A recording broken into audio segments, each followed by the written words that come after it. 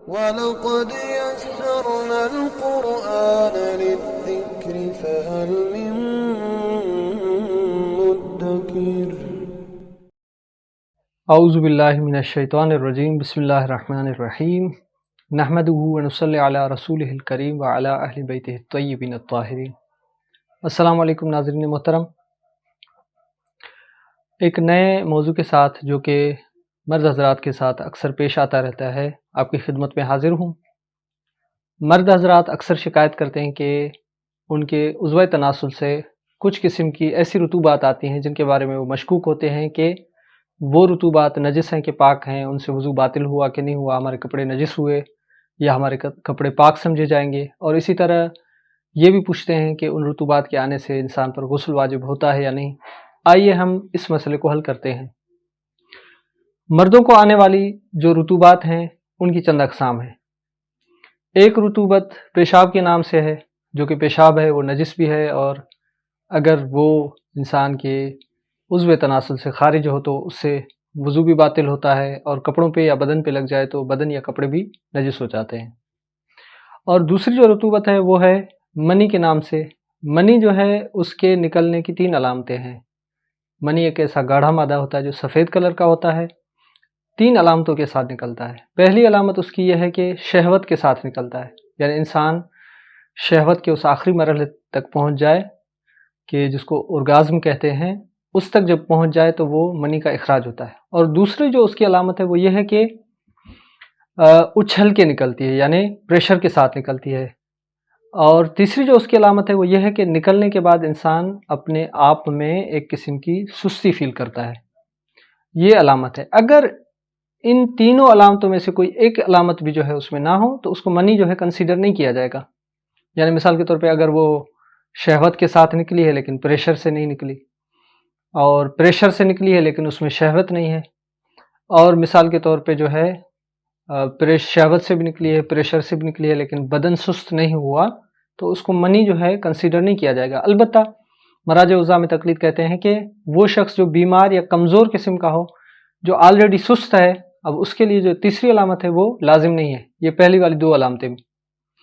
اچھا، اس کے علاوہ بھی 3 قسم کی رطوبات مرد کے عضوِ تناسل سے نکلتی ہیں، اور بترتیب منی کے اخراج سے پہلے انسان اگر اپنے آپ میں کوئی شہوانی خیالات جو ہے وہ ذہن میں تصور کرے، یا مثال کے طور پہ اللہ نہ کرے کوئی بندہ جو ہے کوئی اس طرح گندا سین دیکھے جس سے اس کو قطرے آنے لگیں، تو اب یہ والے جو قطرے آتے ہیں شہوانی فیل کرنے سے یا بوس و کنار کرنے سے یا شہوانی کوئی سین دیکھنے سے، تو ان قطروں کو کہا جاتا ہے مزی۔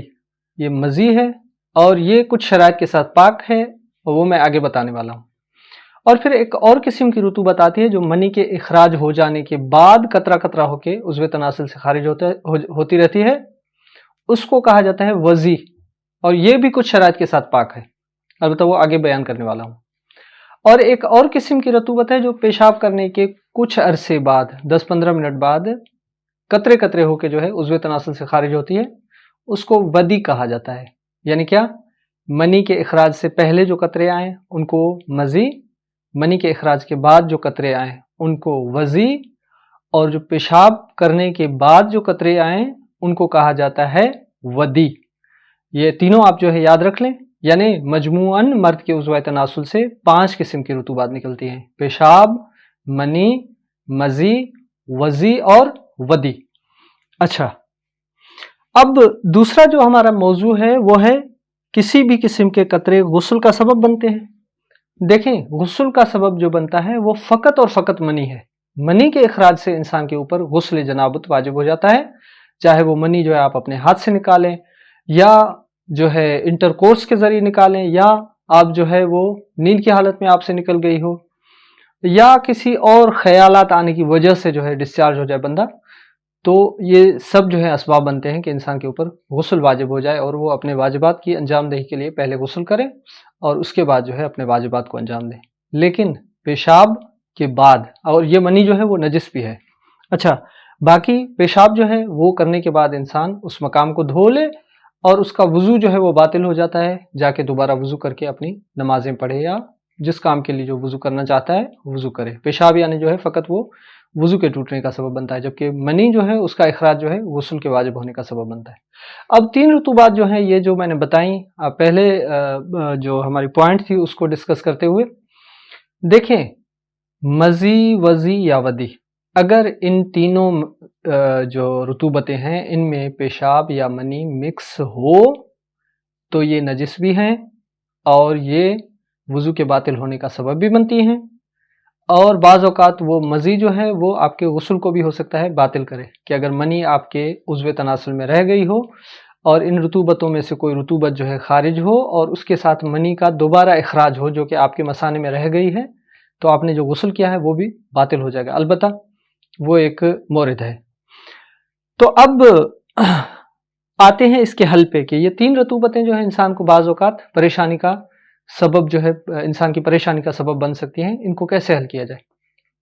देखिए मर्दों के लिए शरीयत मुक़द्दस में पेशाब करने के बाद एक अमल की बहुत ज़्यादा ताकीद है और मुस्तहब जो है गर्दाना गया है, इसको मुस्तहब जो है शुमार किया गया है, वो है इस्तिब्रा करना। अब ये इस्तिब्रा क्या है? इस्तिब्रा जो है एक मखसूस अमल है पेशाब करने के बाद। जब आप पेशाब करने से फारिग हो जाएं तो पेशाब करने के बाद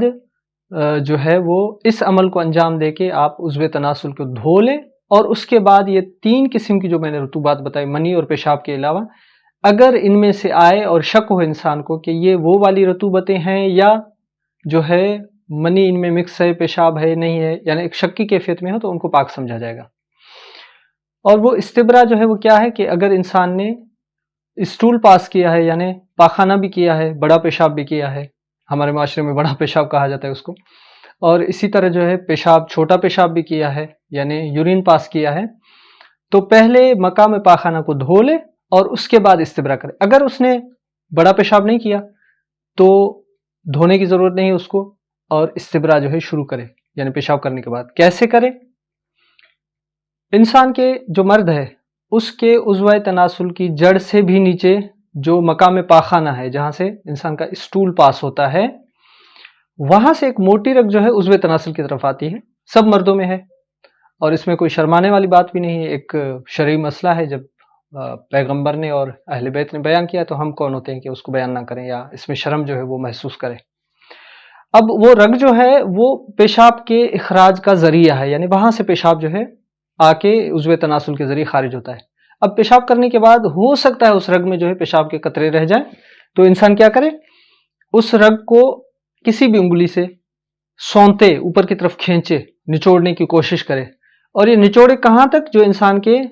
जो एग्स हैं उनकी जड़ तक ये रग को खींचे। अब महसूस करेंगे आप कि जब इसको खींच रहे होंगे तो आगे से कतरे निकलना शुरू होंगे, यानी पेशाब करने के बाद भी कतरे आएंगे, यानी उस रग में रहे हुए होते हैं जो निकलना शुरू हो जाते हैं। अब ये 3 दफ़ा उसको खींचने के बाद फिर उज़्व तनासुल की जड़ से लेकर और उसकी वो वाली जगह जहां से उसका दूसरा हिस्सा शुरू होता है उज़्व तनासुल का, वहां तक 3 दफ़ा जो है सौंते, अपनी शहादत वाली उंगली नीचे रख के अंगूठा उसके ऊपर रख के 3 दफ़ा खींचेगा तो ये जो रग है ये सौंती जाएगी, खींची जाएगी, जिससे पेशाब आगे की तरफ जो है निकलना शुरू हो जाएगा। और उसके बाद 3 दफ़ा जो उसकी चोटी है उसको झटका दे के निचोड़ के फिर धो ले, और ये अमल करने के बाद अगर कोई कतरे आए जिनके बारे में यकीन ना हो कि ये पेशाब है या कोई और कतरे हैं उन 3 रुतूबतों में से, तो वो पाक शुमार किए जाएंगे, ना आपके वुज़ू को बातिल करेंगे, ना गुस्ल का सबब बनेंगे, ना ही वो नजिस होंगे, वो पाक शुमार होंगे। और इस तरीके से हम इन मसाइल को हल कर सकते हैं। वस्सलामु अलैकुम वरहमतुल्लाहि वबरकातुह।